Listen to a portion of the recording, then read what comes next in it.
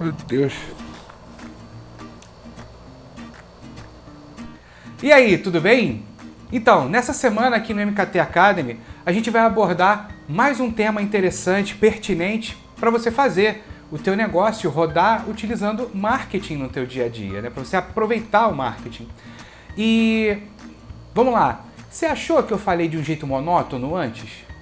Por acaso você bocejou junto comigo? Bom, isso tudo é utilizado pelo marketing, né? Por exemplo, se alguém está usando um produto e você também quer usar, se você vê alguém tomando um sorvete e de repente te dá aquela vontade de tomar um sorvete, sabe? Ou, sei lá, você vê alguém numa cafeteria e essa pessoa degusta um café. Será que você, sendo amante do café, você também fica com vontade? Então, você acabou de experimentar os neurônios espelho. E é sobre isso que a gente vai falar hoje. Manda a vinheta!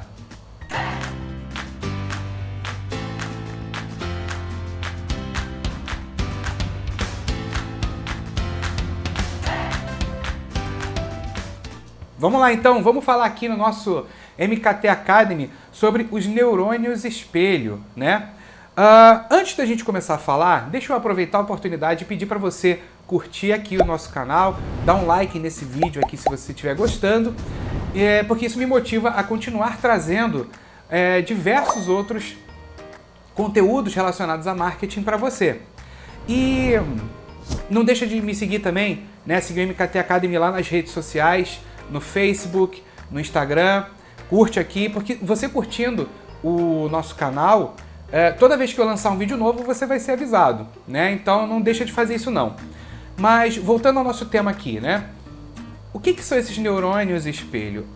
De uma certa forma, é quase sinônimo de empatia. Não é totalmente sinônimo não, mas é quase como se fosse. O que são esses neurônios espelho? Por exemplo, se você está conversando comigo aqui, assistindo esse vídeo, ou conversando comigo pessoalmente, ou você visita uma loja e a pessoa que está conversando com você está sorridente, está iluminada, né? Qual é a tendência? A tendência é que a gente interaja de uma forma mais positiva, mais receptiva com essa pessoa que está conversando com a gente. E por que esse processo acontece? Existe uma conexão. Existe um processo natural, psicológico, neurológico, que ativa esses mecanismos, né? E você vai perceber, se você já acompanha meu canal, você já deve ter percebido que inúmeras vezes eu cito psicólogos e tal para falar de teorias do marketing, né? Se você é estudante de marketing, você deve ver isso sempre. E se você não conhece marketing, mas me acompanha ou lê em algum lugar, também já deve ter notado isso. E por quê? Porque o marketing, ele é o estudo do mercado, né? Como a gente viu lá naquele nosso vídeo em que eu explico qual é a diferença, né, do publicitário para o marqueteiro. E tem todas as diferenças, assim, né? Pelo menos na aplicação da profissão, né, das estratégias, da direção do que se faz. E o marketing prevê que a gente compreende, que a gente estuda o mercado, as nuances, né, como é que o mercado funciona e tal. Dentro do mercado estão as pessoas, porque afinal de contas é através das pessoas que o consumo acontece. E não só do negócio para o consumidor, no B2C, mas também no B2B, entre as empresas, porque afinal de contas, nas empresas, quem toma as decisões são as pessoas, né? E o que é interessante de observar aí? Se eu for lá atrás, e aí me vem uma lembrança muito bacana na cabeça, há 22 anos atrás, eu, no ensino médio ainda e tal, estava buscando o meu primeiro estágio. Consegui esse estágio, foi para Secretaria Estadual de Cultura e Esporte. Ficava lá no centro do Rio. E eu fiquei muito amigo, aliás, em todos os lugares que eu tive o privilégio de trabalhar, eu acabei ficando muito amigo dos gestores. E o meu diretor lá, que era o senhor Adalto, ele me presenteou com esse livro aqui, né? Psicologia Aplicada à Administração de Empresas. Foi o primeiro livro que eu tive acesso de negócios e coincidentemente um livro de psicologia aplicada à administração. E na época aquilo foi uma coisa mágica na minha cabeça, porque eu ainda não entendia que todos aqueles processos, tudo aquilo que eu via na publicidade, mas que eu via também quando eu visitava o shopping, quando eu ia numa loja, que tudo aquilo era ciência, que tudo aquilo era pensado, que não era por acaso, que não era obra de alguém muito criativo, né, com muitas aspas aí, mas não, que era uma coisa muito pensada. E olha que interessante, acabei de abrir o livro e veio diretamente aonde? Eu vou botar próximo aqui, vai dar uma confusãozinha na câmera, mas olha lá. A teoria da dissonância cognitiva, que é tema de um dos vídeos também que eu falei aqui no Academy, então vai aparecer o card para você poder clicar. E explicando lá sobre o Dr. Leon Festinger, da Universidade de Stanford, que criou a teoria da dissonância cognitiva em 1957. Olha que interessante, não é um livro de marketing, é um livro de administração que dá uma série de conceitos, né, da psicologia, e aí mistura tudo aqui, bota publicidade no meio e tal. E por que eu estou falando disso? Porque esse processo todo de compreender como é que funciona a psicologia e tal é fundamental para que a gente possa aplicar tudo aquilo que a gente faz em marketing, e aí eu não estou falando da parte mais matemática da coisa, mas, por exemplo, no desenvolvimento de uma marca, no desenvolvimento de uma embalagem, numa política de preço que eu vá adotar, tudo isso, querendo ou não, é influenciado por aspectos da psicologia. E aí, voltando aqui, né, esse pensamento hiperlink joga a gente para longe, mas, na verdade, tudo isso vai fazer muito sentido para você agora. Porque o marketing, ele leva em consideração muito fortemente a psicologia e a neurologia. E por que razão? Porque o que a gente está buscando fazer é compreender os comportamentos humanos em geral, para que nós possamos adaptar esses comportamentos e essas reações às tomadas de decisão, de consumo das pessoas. Porque os comportamentos, por definição, eles são animais, né? Tá tudo envolvido ao nosso instinto de sobrevivência, comportamento de manada. Então o que a gente faz é compreender, racionalizar esses comportamentos para que nós possamos aplicá-los da melhor maneira possível às ofertas que a gente faz, ao posicionamento que a gente tem de um novo produto ou reposicionamento desse produto, a política de preço, como eu falei, às vezes um preço mais elevado, um preço mais em conta, né? Então, por exemplo, quando eu fiz a brincadeira no começo do vídeo com o bocejo, por exemplo. A gente fala, o bocejo é contagioso. É de verdade, né? O que acontece é o seguinte. Quando eu bocejo, eu estou ativando uma área do seu cérebro, e quando você boceja, você vai ativar a área do cérebro de alguém que vai compreender esse comportamento e vai tentar reproduzir esse comportamento. E isso partiu de um estudo feito por um cientista chamado Giacomo Rizzolatti, ou Rizzolatti, para quem quiser o italiano mais correto. Esse estudo aconteceu em 1992 e, na verdade, eles estavam fazendo uma série de pesquisas com macacos. Então, os macaquinhos com eletrodos e tal, eles estavam tentando compreender os comportamentos daquele grupo com relação a pegar uma noz e não pegar e tal. E, por acaso, isso aconteceu por acaso e foi muito interessante. O Giacomo Rizzolatti, ele percebeu o seguinte, ele viu uma pessoa, um humano, tomando um sorvete. Só que na hora que a pessoa estava tomando o sorvete, ele percebeu que os macaquinhos tiveram a mesma reação da mesma área do cérebro que eles já tinham tido antes, durante a pesquisa. Porque eles ainda estavam conectados lá nos eletrodos e tal. Então eles perceberam que a mesma área do cérebro, uma tal de F5, que tecnicamente eu não sei explicar, mas é a área relacionada ao objetivo desse estudo e por acaso é a área a qual eles chegaram à conclusão que faz essa conexão do neurônio espelho.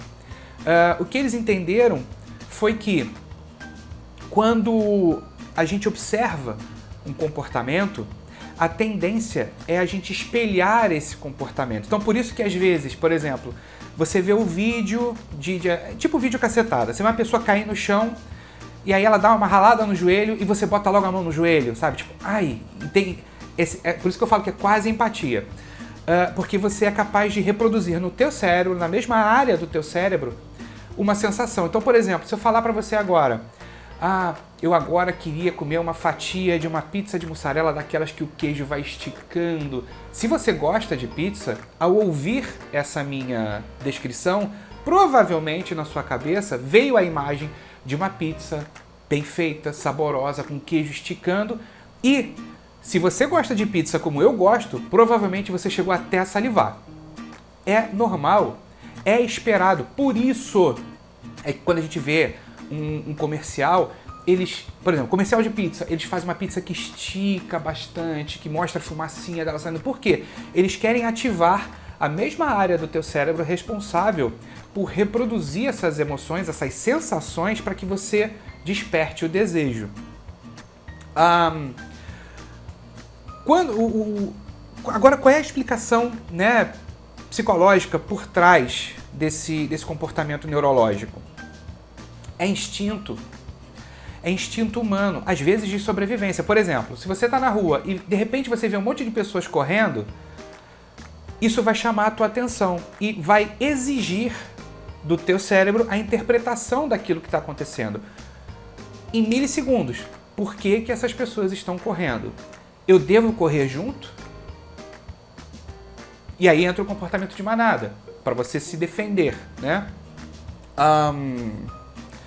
Essa reflexão, esse trabalho de espelhamento, né, ele é uma função social. Então, por exemplo, com o passar dos séculos, né, dos milênios e tal, o que aconteceu foi que o ser humano começou a trabalhar esses instintos de modo a viver melhor em sociedade. Então, por exemplo, se você está na rua, se você está em algum lugar, chega uma pessoa sorrindo para você, é um sinal neurológico de que essa pessoa é amigável. Porque quando ela aciona o sorriso, ela está demonstrando para você que ela não é sua inimiga, que ela quer se aproximar de você e que você não precisa ficar na defensiva. Logo, ao perceber esse comportamento, você reage dessa maneira, instintivamente. Instintivamente você fica mais receptivo, mais amigável. E o oposto, se alguém chega com testa franzida, punho cerrado, vem pra cima de você, grita, a primeira coisa que você faz é tentar se afastar, porque aquilo socialmente representa perigo para você. Perigo para a tua integridade física, inclusive. E por isso você também vai se afastar. Partindo daí, a gente começa a compreender que determinadas orientações que a gente dá em marketing tem esse fundamento. Então, por exemplo, pensa numa loja. Se você chega na loja e tem um vendedor atencioso que quer saber de você, que está sorrindo, que é receptivo, que tem um tom de voz agradável, não é aquele tom de voz monossilábico e baixo e monótono. Também não é aquele muito efusivo, porque de repente aquilo te deixa muito elétrico, mas uma pessoa agradável, que fala com você, que tem cadência na voz, que fala olhando nos olhos. O que acontece? A gente se envolve com esse processo comunicacional. E aí a gente começa, o grande objetivo de marketing por trás desses estudos de psicologia é fazer com que a gente abaixe um pouco a guarda com relação ao consumo. E que esse consumo acabe sendo até menos racional. Vou dar um exemplo.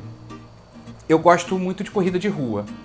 E aí eu assisto alguns canais, mas o canal que eu mais gosto de ver é o menos técnico. Por quê? Porque esse canal, ele apresenta a corrida de uma forma leve, de coisa de amigos. A gente está correndo, é muito divertido e tal. O tio Maico, que é quem apresenta o canal, tá sempre sorrindo e tal. Isso é muito legal, porque é contagiante, dá vontade. Às vezes você tá meio desanimado de correr, assiste aquele canal e fala assim, pô, quer saber? Eu tô afim de correr sim, pô. Quando ele termina de correr, ele tá tão feliz. Eu fico feliz, aí você lembra. Poxa, eu fico feliz também quando eu termino uma corrida. Cansado? Cansado, mas fico satisfeito. Aí você fala assim, pô, beleza, incentivou a correr, mas cadê o marketing aí? Agora que vem o pulo do gato.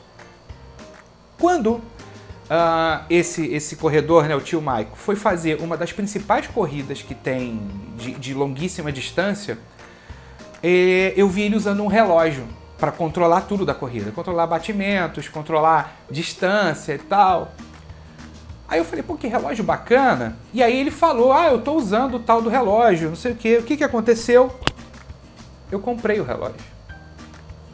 Porque eu vi que para ele estava sendo tão útil que eu falei, isso é capaz de ser útil para mim. E eu comprei esse relógio. O relógio foi relativamente caro. Então, em condições normais, eu não teria comprado esse relógio. Mas, em razão do testemunho positivo, eu fui convencido. Então, isso significa que um depoimento bem dado, por exemplo, tem poder, né? Tem um profissional de marketing chamado Doug Dana.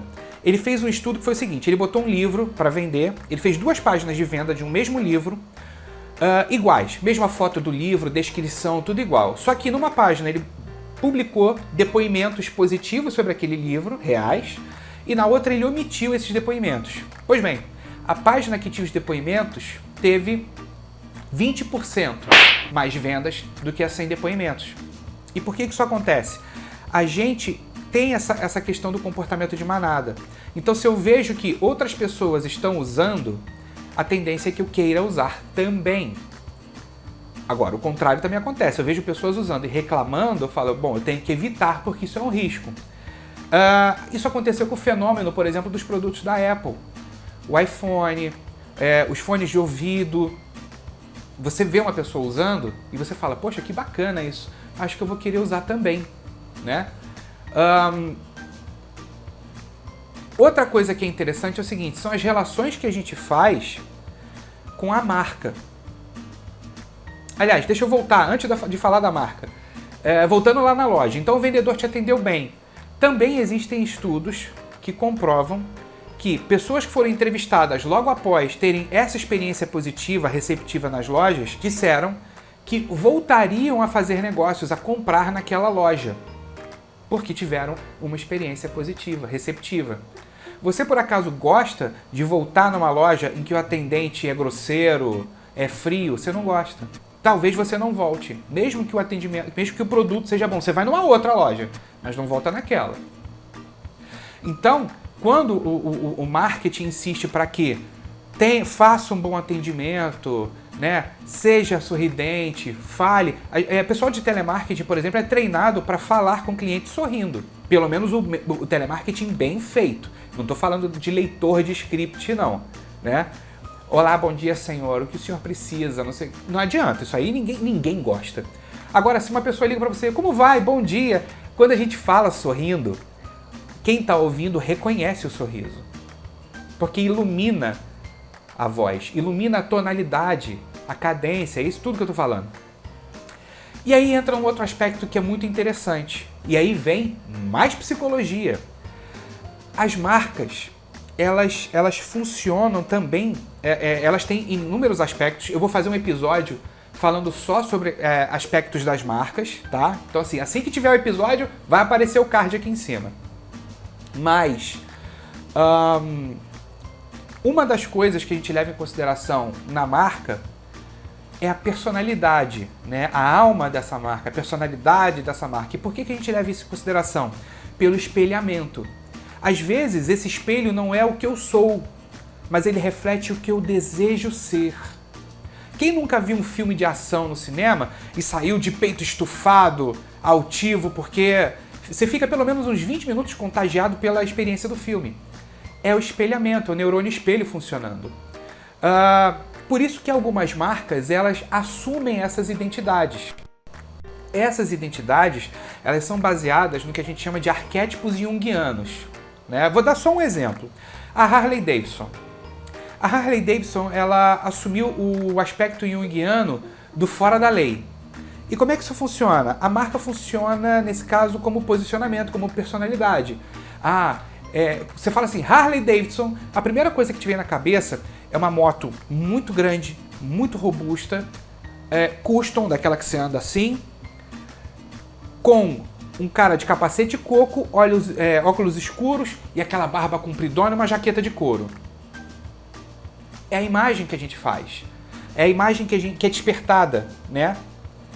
Só que, se a gente for ver realmente quem são os proprietários dessas motos Harley Davidson, pouquíssimos deles têm esse aspecto. a maior parte, a boa parte deles, são pais de família, donos de negócios, porque são produtos de alto valor agregado, então eles exigem que você tenha uma determinada renda.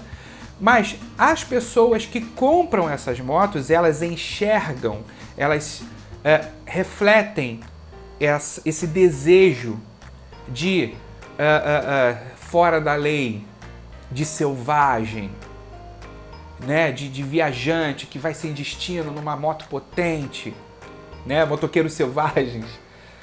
É normal esse processo e é proposital das marcas assumir essas identidades. Por isso que, por exemplo, você não vê um outdoor da Nike com todo mundo arrumado e asseado usando os produtos da Nike. Normalmente o pessoal está meio descabelado, muito suado. Por quê? A Nike quer transmitir para você essa sensação de que ela te ajuda a ultrapassar os teus próprios limites. É tudo de propósito, tá? Então, psicologia sim, ajuda, é fundamental para o marketing e eu recomendo a você que procure conhecer mais sobre neurônios espelho, sobre a aplicação deles nas tuas ações de marketing para vendas. Não precisa ser só para venda física, pode ser para venda digital, tem inúmeras delas, né? Procura conhecer mais sobre isso, agora que eu te apresentei um pouquinho do tema. Eu espero que você tenha gostado. Aliás, deixa eu fazer a indicação aqui de 2 livros que eu considerei importantes aqui. Um é o do Gustavo Ferreira, o Gatilhos Mentais, bem bacana esse livro. E o outro é do Martin Lindstrom, A Lógica do Consumo. Muito bons esses livros, eles falam justamente sobre essas questões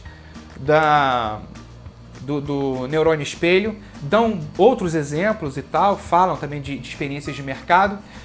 Se você puder, compra esses livros e tal, leia, porque eles vão acrescentar muito no teu marketing, no teu dia a dia. É isso. Então, lembrando de novo, se você ainda não curtiu o canal, clica aqui para curtir, segue a gente, assina o canal, que sempre que tiver conteúdo novo, eu lanço aqui, você vai ser avisado. E se você quer aprofundar os teus conhecimentos de marketing, faz um dos cursos do MKT Academy, né? Entra lá, mktacademy.com.br. A gente está desenvolvendo cursos voltados para não profissionais de marketing, ou seja, se você é dentista, se você tem um pequeno negócio, se você é administrador e precisa saber mais sobre marketing, os cursos são feitos para você. Eu pego desde o básico e vou trabalhando conceitos, ferramentas de análise, estratégias para que você possa aplicar isso no teu dia a dia. Beleza? Fica aqui então o meu convite, mktacademy.com.br. Segue a gente também lá no Facebook, assina aqui o canal, não esquece. Espero que você tenha curtido o vídeo de hoje e agora eu acho que o meu café ficou frio. Mas a gente se vê na próxima, hein? Um abraço!